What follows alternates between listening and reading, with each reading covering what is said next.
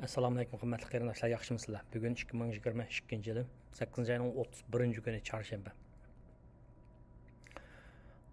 Bugun men bu darsimni o'tab olib chiqsam, bir 2 soatning oldida chiqqan bir xabar bor ekan bizga munosabatlik.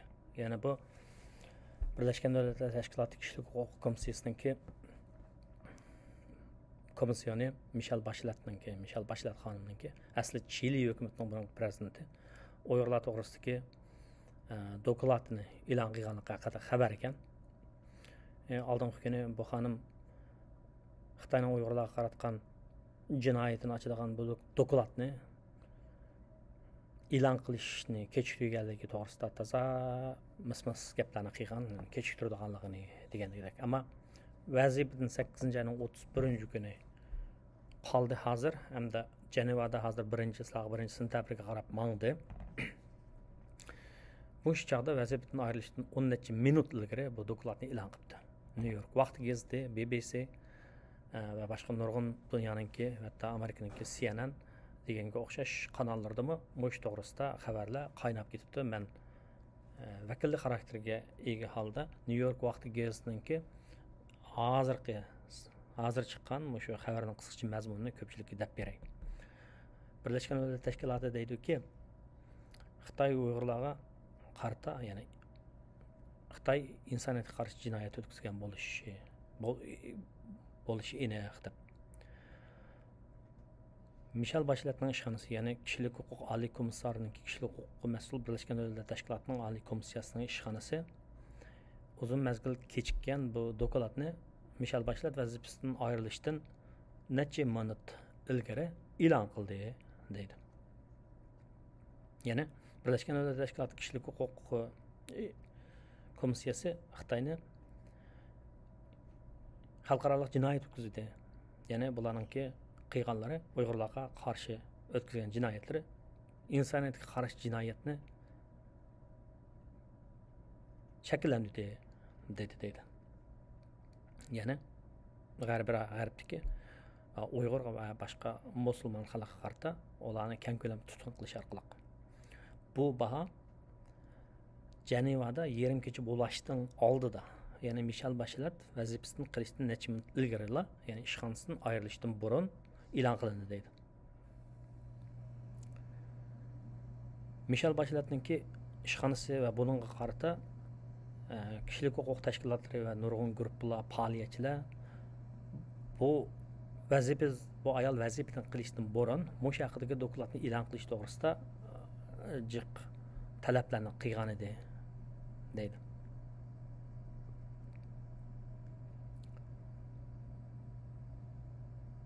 Kishilik huquqni kuzatish tashkilotining Xitoy ishlari bo'yicha direktori Sofiya Richardson xonim shunday deydi. Xitoyning Uyg'urlarga qaratgan bu qo'rqinchli zulmatlik positsiyasiga, siyosatiga va Beijing'ninki bu yolg'onchiliklarga qarata bu misli ko'rilmagan bir xiris dedi, ya'ni shu dokladning e'lon qilinishi. Kishilik huquq komissiyasininki bu xil bayqashlari, ya'ni shuni e'lon qilishlari Xitoy hukumatining nimishqa tishtirinigacha bu dokladning e'lon qilinishini to'sishga uringanligini ko'rsatib berdi deydi. Ya'ni Xitoyning bu xil kishilik huquq dafsanchiligini ochiq dunyoga jakaldi deydi. U yana mundaq deydi. Kishilik huquqni Birlashgan Davlatlar Tashkiloti kishilik huquq konsuli mana shu dokladni asos qilib Xitoy hukumatining Uyg'urlarni nishon qilgan insoniyatga qarshi o'tkazgan jinoyatiga qarata keng doiralik umumyuzlik tekshirish olib berishini va bu jinoyatga qarata ularning mas'uliyatini surishtir qilishda shu dokladni ishlatish kerak deydi. Xitoy, ya'ni shu doklad e'lon qilinishdan burun uning bir nusxasini topshirib olgan bo'lib, Michel Bacheletga bu dokladni e'lon qilmaslikda haqida uning aytib besim ishlatgan deydi. Ya'ni Xitoy Tashqi ishlar ministrligining bayonotchisi Zhao Lijian bu Amerika Qo'shma Shtatlari va G'arbdagi bir qism kuchlarningki, osonlik kuchlarningki o'rlashtirgan bu doklad haqida. Bu o'yini dedi, ya'ni dushanba kundagi doimliq muxbirlarning kutilish yig'inida deydi.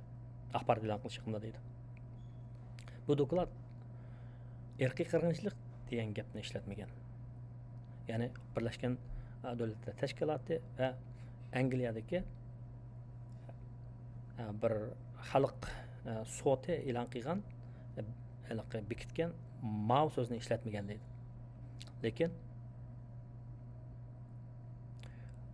bu doklad kishilik huquq tashkilotlari va faoliyatchilarning Xitoylarning Uyg'ur, Qozoq va boshqalarni keng ko'lamli tutqun qilganligini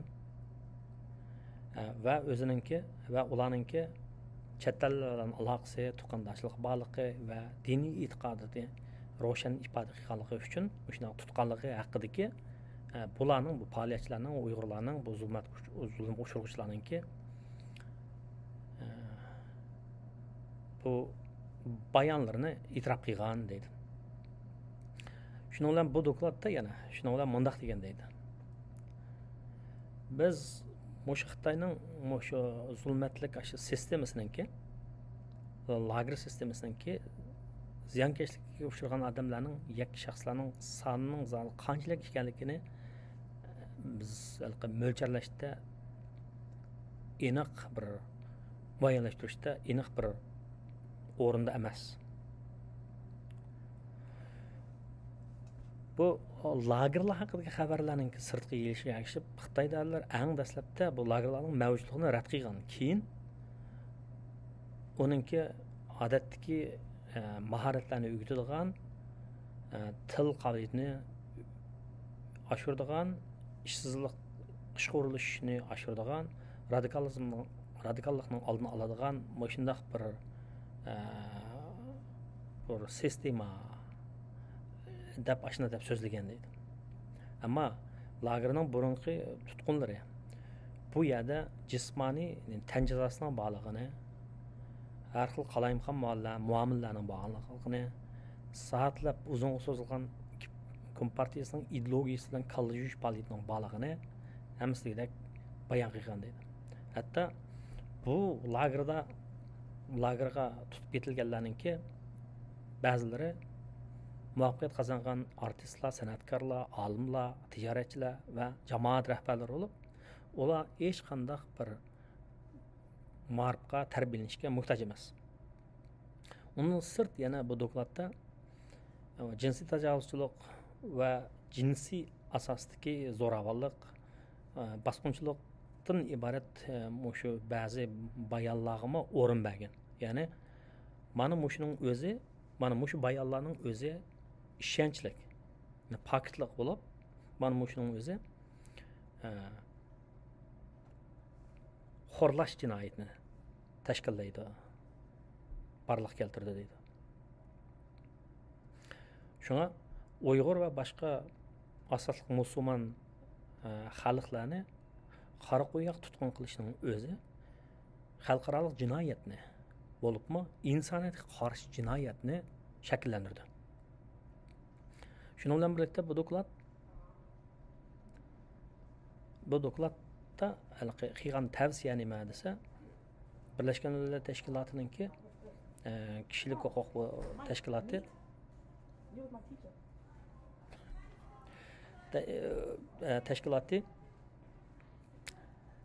Xitoy hukumatini xohlagancha tutqun qilinib, erkinligidan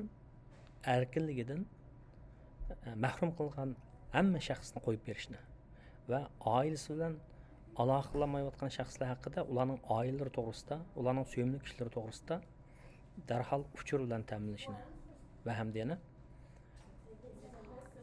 shu muassasalada kishilik huquq zo'ravonligini o'tkazganlarninki jinoyatini darhol tekshirish qilishini taklif qilgan. Kishilik huquq tashkilotining Birlashgan Davlatlar Tashkiloti kishilik huquq komissiyasininki mas'uli Bashlat xonim bu haqda doim shu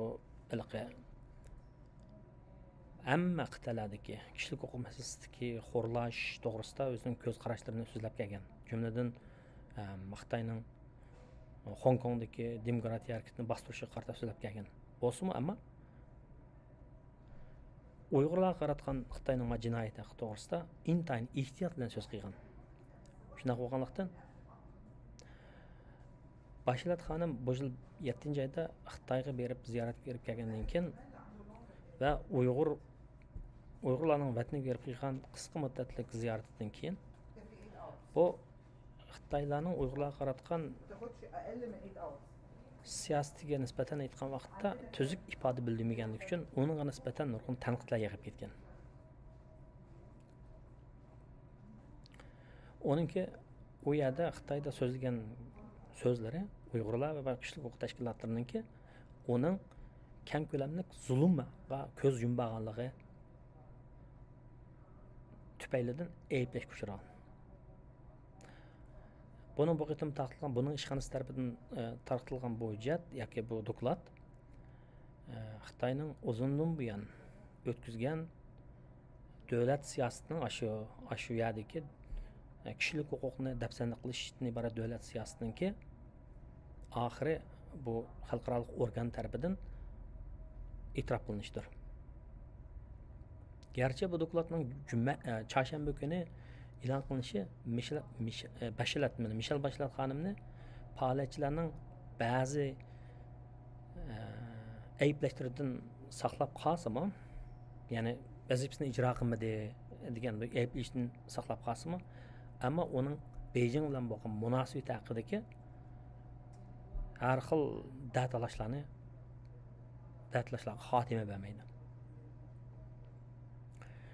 Birlashgan Millatlar Tashkilotininki tekshiruvchilari Uyg'urlar haqidagi bu dokladni Michel Bachelet xonimninki ustidan 1 yil burun qo'ygan bo'lsa-mu, ammo bu dokladni e'lon qilishni u uzun mezgil kechiktirgan. U yaqinqi bir qitimliq yig'inida, bir axborot e'lon qilish yig'inida u Xitoyga qilgan ziyorat haqida bir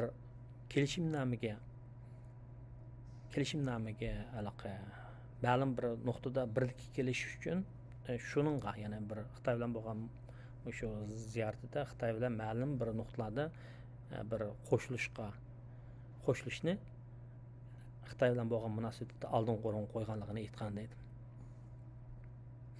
Michel Bachelet'ninki Birleşken Davlatlar Tashkiloti kishilik huquq konsulidan ayrilish oldidagi shu seshanba kunidagi so'zida uning nemish shunday qilganligininki ba'zi logikasimi oshkorlangan deydi. Ya'ni u davlatlar bilan qurilish xarakterli dialog o'tkazish intayin muhim. Ya'ni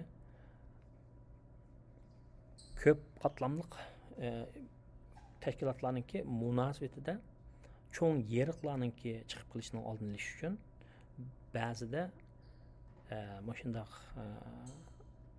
gapni demay qo'yish kerak demoqchi ekan bu. Ammo buni tanqidchilar buning bu usulining Xitoyning o'yiniga tushganligini, o'yiniga kelganligini ko'rsatib berdi deydi. Bu vazifadan ayrilishdan bir necha minutlar bu muhim dokladni e'lon qilish orqali o eng az deganda qilishga tegishli ishning eng azini qildi deydi. Xalqaro kishilik huquq tashkilotining xalqaro mulozimat tashkilotininki programma direktori Sarah Brooks. Endi bizning qildiqimiz uning ishxonasini, uning izbosarini va davlatlarni aşağı lagerda saqlag'anlarga bir javob berishga, mushu jinoyatlarni, mushu Uyg'urlarga qarshi jinoyat o'tkazganlarni mas'uliyatni sust qilib sudga tortishga harakat ko'tarishimiz kerak debdi.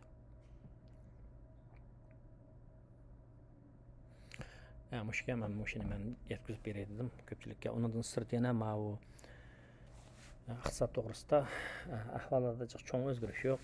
Pul baholigi biroz tushdi. Masalan, neftning bahasi tushdi. Azroq tushish bor. Ammo Amerika iqtisodiy ikki faslda, birinchi fasl, ikki faslda milliy daromadninki ish chekingan bo'lsa-mu, ya'ni oshmagan bo'lsa-mu, manfiy bo'lgan bo'lsa-mu, 3-chi fasldagi farazlardan qaramoqda Amerikaning iqtisodiy ish va demak bu biz iqtisodda o'rgangan dars kitoblardagi iqtisodning chekinishini ko'rsatmaydi. Amerikada ishsizlik nisbati to'van, ya'ni shirkatlar adam ilyotida nurg'un ish bor, adam ish qilaman desa. Dunyoning iqtisodida har xil masalalar bor, pul paxalligi bor, chunki urush deymiz, vabo deymiz, bular tugmadi, ta'minlash zanjiridagi uzilish deymiz. Mana shu umumyuzlik dunyoning makrolik iqtisodiga va davlatlarning o'zining iqtisodiga ta'sir ko'rsatadi. Ammo iqtisodda cho'ng yaxshilanish yo'q. Amerikaning iqtisodida ahvolda nacharlik yo'q. Garchi paycheki bozor emayli, pul muomala bozori hech birlik pulni o'sishga qilgan, paycheki bozorda yaxshilanish bo'lmasimi, ya'ni so'g'uqchilik bo'lsa-mi, 20-30% yo'qosh bo'lsa-mi, bu 2008-yildagidek pul muomala krizisi keltirib chiqargan ahli holatga bormaydi deb qarash qiladi. Undan sirt Amerikaningki Markaziy bankasining boshlig'i Jeremy Powell pul paxalligini tizginlash uchun davomli harakat qilganligini